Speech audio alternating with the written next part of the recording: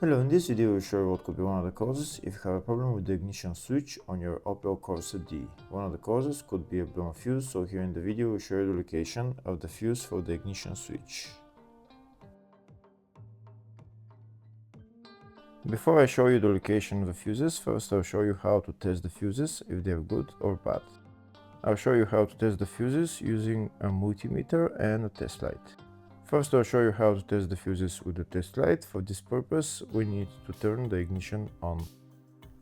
This is the test light that I'm using. We need to attach the cable of the test light to battery negative or somewhere on chassis ground.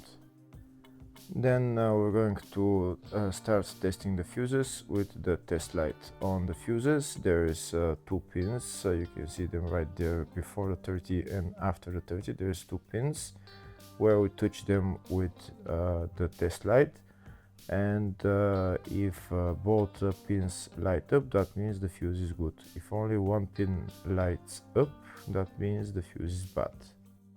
Sometimes none of the pins light up, that means that there is no power going to that fuse. Next I'll show you how to test the fuses with a multimeter.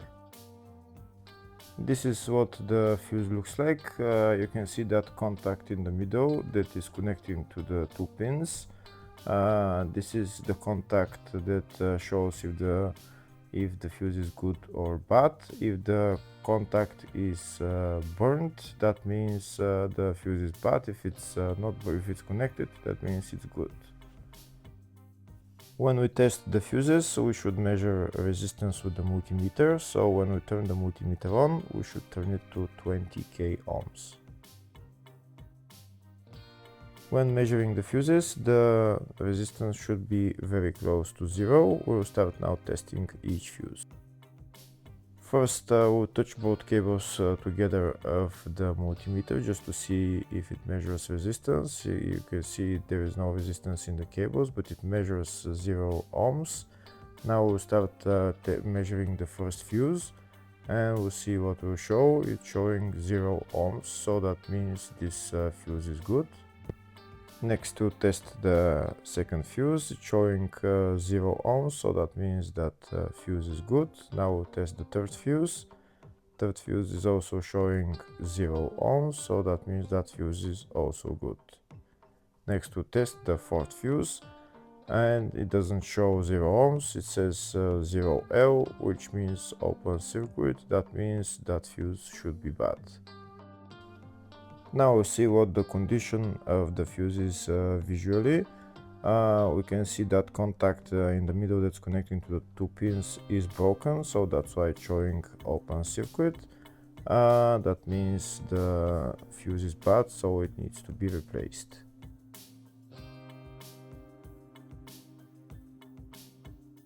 Next I'll show you the location of all the fuse boxes on this Opel Corsa D. There is two fuse boxes in the engine bay area.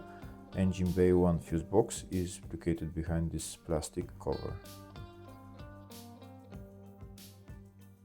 The engine bay 2 fuse box is located just on the battery behind this plastic cover. That's it right there. The next fuse box is in the fascia just underneath the steering wheel. You need to pull out this cover, and that's the fuse box in there. Next fuse box is in the load area. It's just behind this plastic cover where I'm showing with the arrow. Next I'll show you a diagram of all the fuse boxes on this Opel Corsa D. There is two fuse boxes for the engine bay area. One of them is for the up to 2007 model and one is for after 2007. There's also a fuse box in the load area, fascia and engine bay 2.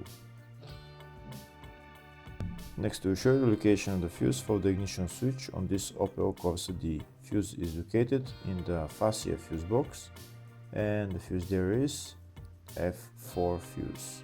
Hopefully the video was helpful. Please like and comment on the video and subscribe to the channel. Thank you.